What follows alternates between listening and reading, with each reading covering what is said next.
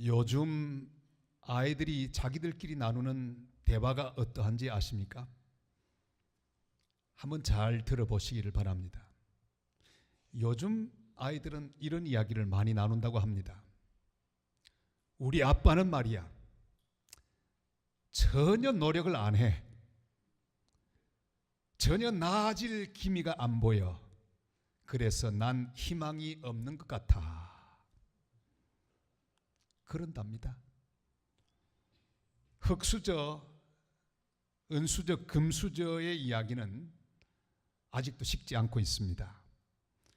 이미 내게 주어진 부모의 능력, 환경에 따라서 나의 미래가 정해져 있다고 아이들조차도 믿고 있습니다. 그게 사실이라면 이렇게 불공평한 일이 어디 있겠습니까? 태어나면서부터 모든 가능성이 정해지고 서열이 정해지고 미래가 정해진다면 그것은 아주 억울한 일일 것입니다. 그러나 우리가 예배하는 하나님은 그렇게 말씀하지 않으십니다. 우리 하나님은 공평하신 하나님이시라고 말씀하십니다. 차별이 없는 하나님이라고 말씀하십니다. 예수님이 태어나실 때 천사들이 한 말이 그걸 잘 보여주고 있습니다. 누가복음 2장 10절의 말씀이죠. 다 같이요. 천사가 이르되 무서워하지 말라. 보라, 내가 온 백성에게 미칠 큰 기쁨의 좋은 소식을 너희에게 전하노라. 아멘. 복음은 모든 사람들에게 미치는 소식입니다. 모든 믿는 자에게 미치는 큰 기쁨의 좋은 소식, 그래서 복음입니다. 만약에 복음이 특정한 사람에게만 좋은 소식이라면 그건 복음이 아닙니다. 다윗도 그것을 믿었습니다. 다윗은 요즘 말로 말하면 흙수저입니다. 그래 목동이 되었습니다. 가능성이 없는 사람입니다. 평생 짐승들과 함께 먹고 자고 살 가능성이 99%였던 사람이 다윗입니다. 그러나 하나님의 긍휼하심으로 그는 왕이 될 수 있었습니다. 하나님이 찾아오시고 그를 선택하시고 들어주셨기 때문입니다. 다윗은 자기 아들 솔로몬 때 세워질 성전을 바라봅니다.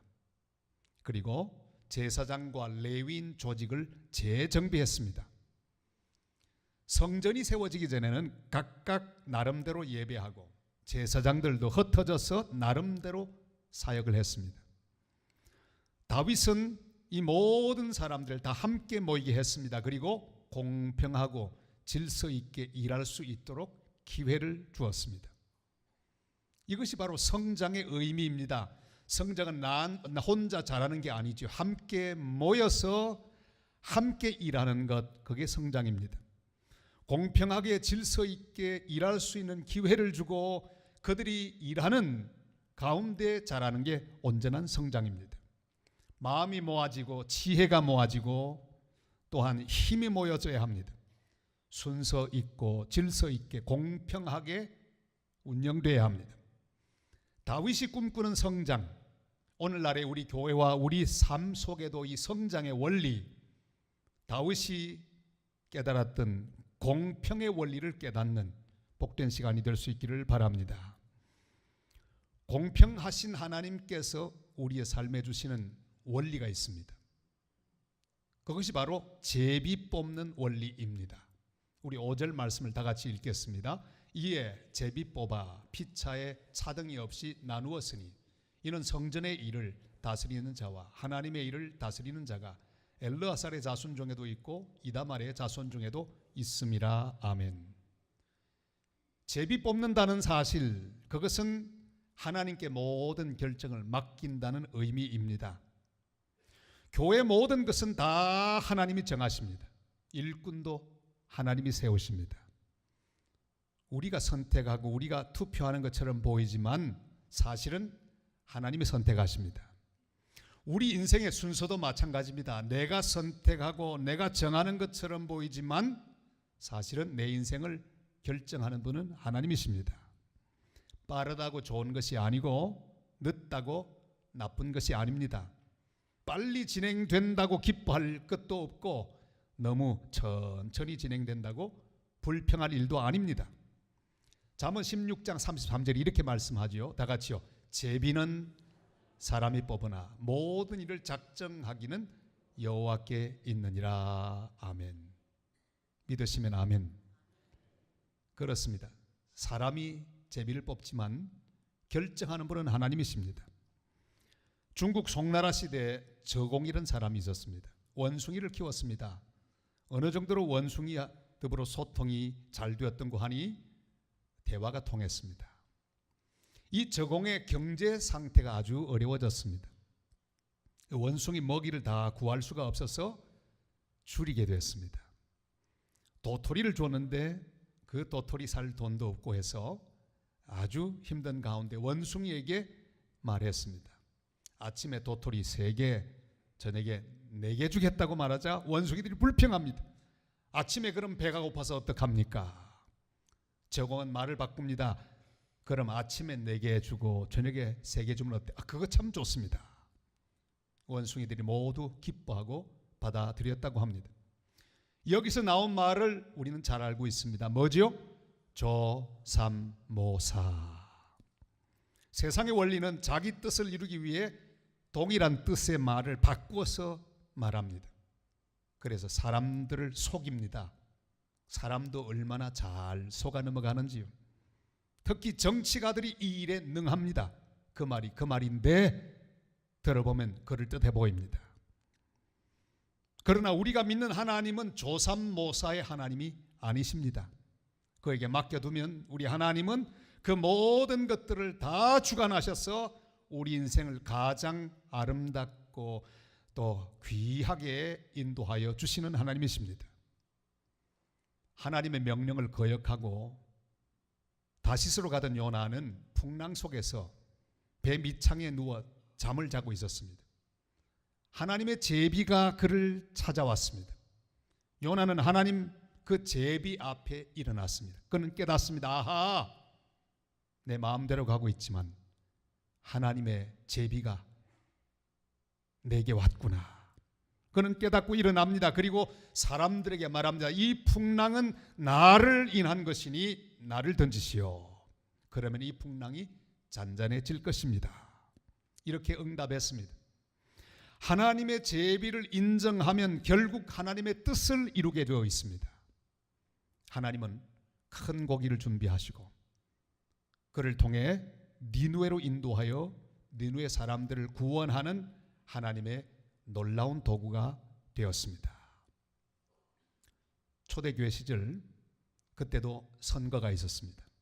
가룟 유다의 자리를 채울 사도를 제비 뽑는 일이 있었습니다. 유스도와 마띠아 두 후보로 압축이 되었습니다. 결과가 어떻게 됐죠? 유스도는 낙선하고 마띠아가 뽑혔습니다. 저는 말씀을 묵상하다가 그 유스도는 어떻게 됐을까 조사해 보았습니다. 궁금했습니다. 시험에 들어서 교회를 떠났을까? 주님을 떠나버렸을까? 에이, 내가 떨어졌으니 관두자. 나도 알아주지 않는 주님 따르면 뭘 해? 그러나 찾아보았더니 그게 아니었습니다. 그는 자기의 자리를 잘 지켰습니다.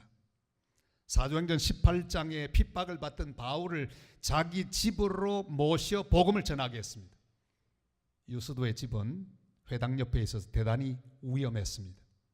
그러나 불이익을 감수하면서까지 주님의 일을 했습니다. 골로새서 4장을 보면 유스도는 신앙을 지키다가 바울과 함께 체포당하고 고생을 했습니다. 바울은 골로새 교인들에게 유스도를 소개하면서 하나님 나라를 위해 함께 일한 사람이라고 말했습니다. 어려움 속에서도 자기에게 위로가 된 사람, 그가 바로 유스도라고 소개하고 있습니다. 사도 선택에서는 탈락했지만 마지막까지 충성했던 사람이 유스도였습니다. 여러분, 모든 것은 하나님의 제비에 맡겨야 합니다. 내 인생 모두를 하나님의 제비에 맡기고 주님이 주시는 모든 명령대로 주님이 던져 놓으시는 그 장소에서 하라고 하는 그 일을 하면서 감사하고 충성하며 따르는 것, 그것이 모든 성도에게 주시는 하나님의 말씀입니다. 이렇게 충성하는 복된 성도들이 다 되시기를 주님의 이름으로 부탁을 드립니다. 제사장이 되는 아론의 자손은 엘르아살과 이다말로 나누어졌습니다. 그런데 엘르아살의 후손이 훨씬 많았습니다. 족장만 16명. 그러니까 족장이 많다는 것은 그만큼 그 계열이 많다는 뜻이죠. 이다말의 족장은 8명뿐이 없습니다. 2배가 많았습니다. 그러나 각각 한 명씩만을 공평하게 피차 차등 없이 제비 뽑아 정했다고 말씀합니다. 숫자가 많다고 밀어붙이지 않았습니다. 하나님이 정하시는 순서대로 24반차의 일꾼들을 뽑았습니다. 그러니까 1년에 2주간씩 성전에서 봉사하게 했습니다. 주님은 우리를 아주 차등 없이 대하신다는 사실을 알 수 있습니다. 백인이라고 하나님이 우수하게 지은 게 아닙니다. 백인 피부가 얼마나 나쁜지 아시죠? 저는 백인들 많이 만나고 얘기해 보았습니다. 제 경험에 의하면 백인이 특출하게 나은 게 별로 없습니다. 사람들이 아주 싱겁고 이렇게 대화하면 단순하게 짝이 없는 사람들이에요. 흑인이라고 하나님께서 열등하게 지은 것이 아닙니다. 이번에 저는 아프리카에 가서 아프리카 사람들의 아름다움에 빠졌습니다. 그 웃음이 얼마나 그림 같든지, 그 눈동자가 얼마나 맑든지, 그저 호수같이 맑았어요. 그냥 쳐다보고 있으면 빠질 것 같은 느낌을 주는 아프리카 사람들의 눈동자를 바라보며 하나님의 아름다움을 느꼈습니다. 마사이족은 더 아름다웠습니다. 얼마나 높이 뛰기를 잘하는지 놀랄 지경이었습니다.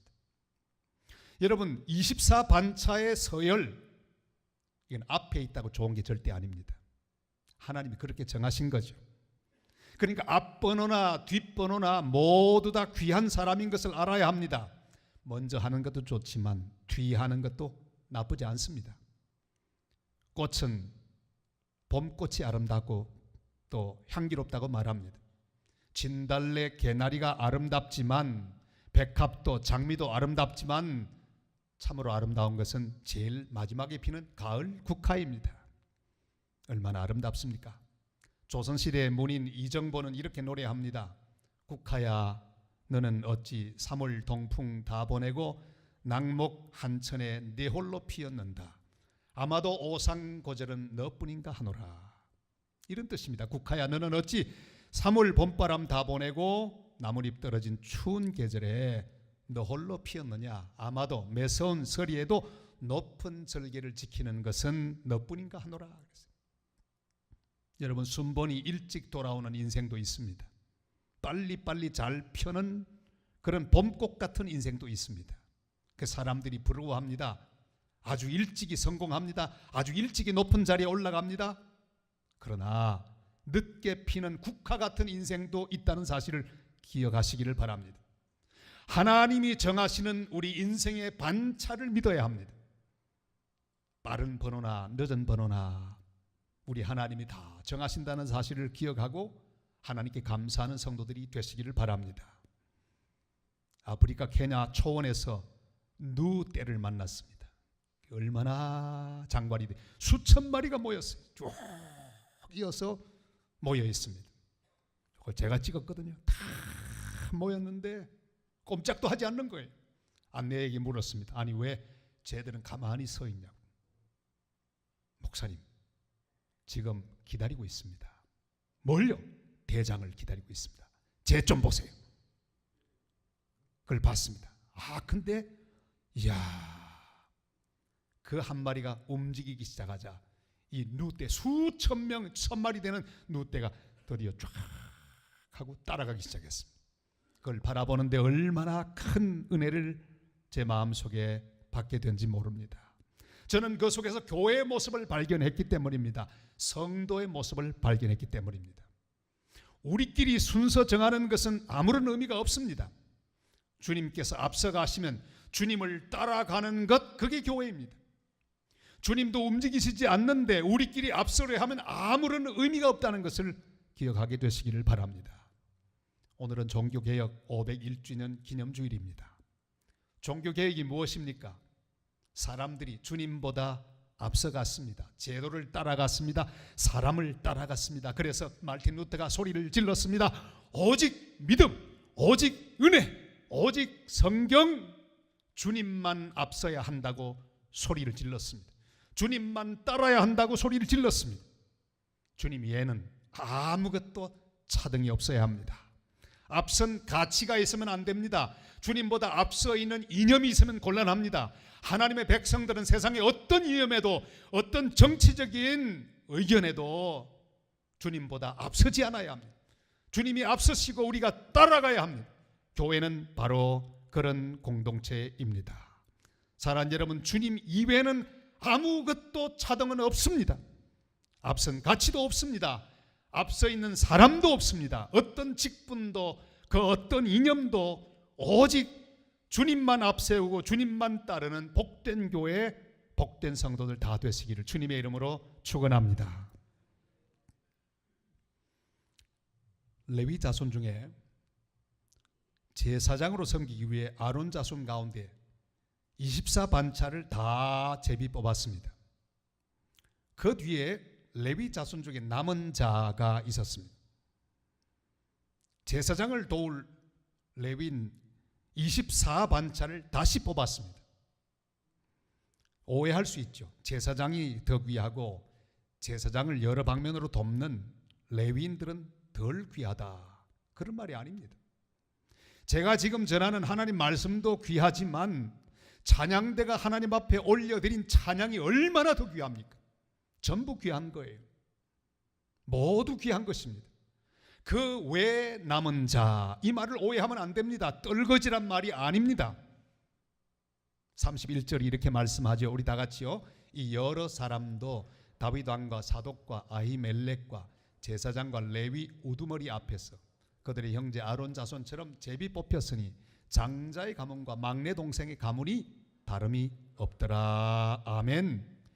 직분에는 차별이 없습니다. 우리 모두는 주님 앞에 똑같은 존재들입니다. 모두 귀합니다.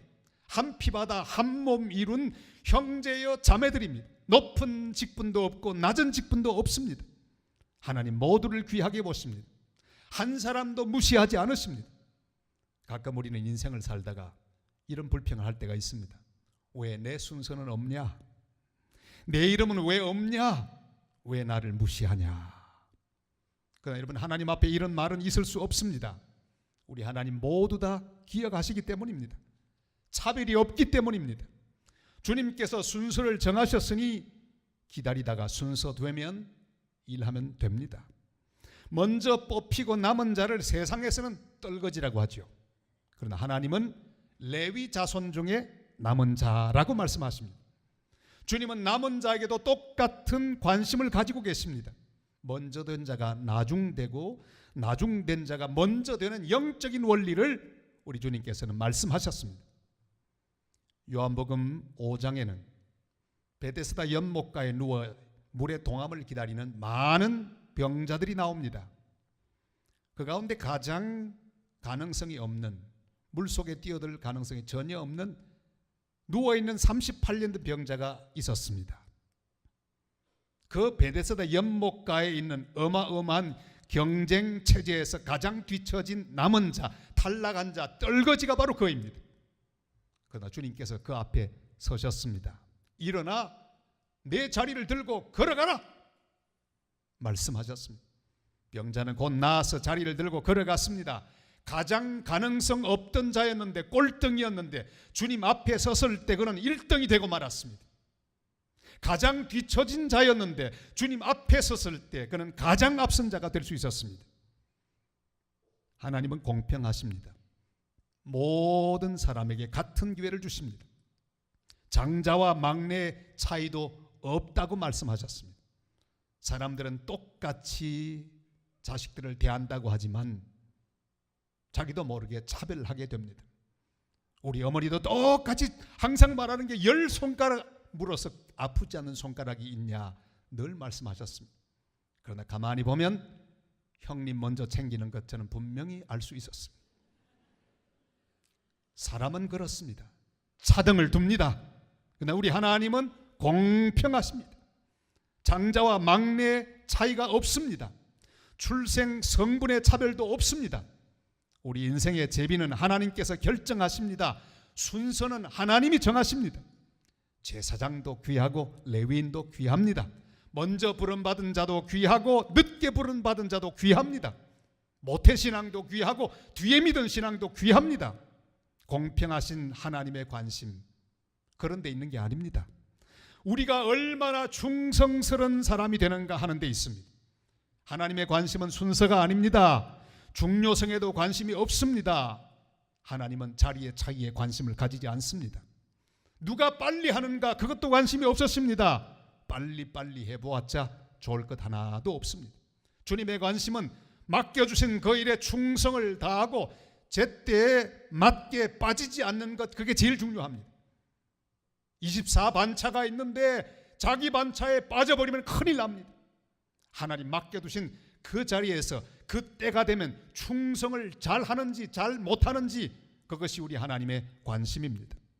사랑하는 여러분, 스스로 뽑히고 남은 자라는 생각을 하지 마시기를 바랍니다. 뒤처진 자라고 생각하지 마시기를 바랍니다. 내 가진 것으로 나를 평가하지 말고 내 자리로 나를 평가하지 마시기를 바랍니다. 우리는 모두 하나님 나라의 백성으로 부름을 받았습니다. 하나님 교회의 성도로 불러주셨습니다. 하나님 나라를 위한 놀라운 사역의 일꾼으로 불러주셨습니다. 불평하지 말고 비교하지 말고 원망하지 마시기를 바랍니다.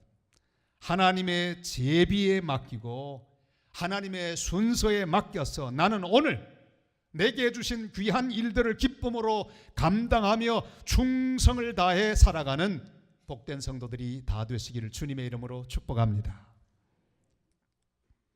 태어날 때 의사의 부주의로 그만 의사가 이 집게를 가지고 짚는다고 하는 게 소뇌를 다치게 하고 말았습니다.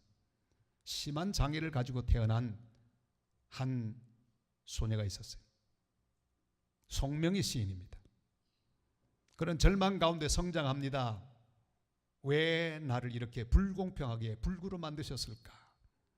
그는 16살 났을 때 교회 강단 밑으로 기어 들어갔습니다. 하나님과 한번 단판을 짓기 위해서입니다. 울면서 하나님 앞에 기도합니다. 하나님, 왜 저를 이렇게 지으셨습니까? 왜 이렇게 보내셨습니까? 저를 만나주세요. 저를 만나주세요. 그리고 기도하는데 하나님께서 그날 그를 만나주셨습니다. 하나님의 은혜가 임했습니다. 그에게 시를 쓰게 하는 감동을 주셨습니다. 그리고 시를 쓰게 했습니다. 펜을 들고 쓰기 시작합니다. 주님의 감동이 귀절귀절 자기 마음속에 담길 때마다 글을 씁니다. 나 가진 재물 없으나, 나 남이 가진 지식 없으나, 나 남에게 있는 건강 있지 않으나, 나 남이 없는 것 있으니, 나 남이 못 본 것을 보았고, 나 남이 듣지 못한 음성 들었고, 나 남이 받지 못한 사랑받았고, 나 남이 모르는 것 깨달았네. 공평하신 하나님이 나 남이 가진 것 나 없지만 공평하신 하나님이 나 남이 없는 것 같게 하셨네. 이 송시인은 이걸 다 쓰고 하나님께 반박합니다. 하나님, 다른 건 괜찮은데 이 귀절은 제가 쓰지 못하겠습니다. 뭐냐? 공평하신 하나님이라고요? 뭐가 공평합니까? 이건 못 쓰겠어요. 하나도 공평하지 않아요. 주님이 말씀합니다. 아니야, 나는 공평한 하나님이라. 시키는 대로 그대로 쓰라. 눈물 흘리며 기도하는데 그 마음속에 은혜가 또 임합니다. 믿음으로 공평하신 하나님을 그대로 써서 나란 시를 완성했습니다. 오늘날까지 온 그리스도인들의 사랑을 받는 아름다운 노래 나는 그렇게 탄생했습니다. 주님은 그를 그 모습 그대로 귀하게 빛나는 별처럼 지금까지 사용해 주셨습니다. 사랑하는 성도 여러분, 우리 인생은 주님의 손에 달려 있습니다. 그가 정하시고 인도하십니다. 다른 사람보다 더 심한 인생은 없습니다. 다른 사람보다 훨씬 더 나은 인생도 없습니다. 저는 목사 안수 받은 지 33년 동안 쭉 돌아보면서 한 가지 결론을 내렸습니다. 시골 목회도 하고 도시 목회도 하고 저 외국 목회도 했습니다. 사람 사는 게 어찌 그리 똑같은지 모르겠어요. 더 나아 보이는 사람 없습니다. 그렇게 보일 뿐이에요. 그러나 속에 들어가면 남이 모르는 눈물이 있습니다. 아픔이 있습니다. 훨씬 어려워 보이는 사람이 있습니다. 그러나 들어가 보면 하나님께서 채워주신 은혜가 거기 있습니다. 그러니까 모든 사람은 똑같아요. 101호나 201호나 똑같아요. 겉으로 달라 보일 뿐입니다. 공평하신 하나님은 공평하신 분이십니다. 우리 인생은 주님의 손에 달려 있습니다. 그가 정하시고 그가 인도하십니다. 차등 없이 우리를 부르시고 사용하십니다. 그리고 우리에게 사명을 맡겨주십니다. 공평하신 하나님 앞에 어떤 불평도 원망도 하지 말고 주님 주신 사명 잘 감당하며 주님의 나라를 위하여, 주님의 교회를 위하여, 주님의 선교를 위하여, 주님의 영광을 위해 살아가는 이 시대 복된 제사장들, 레위인들 다 되시기를 주님의 이름으로 축원합니다.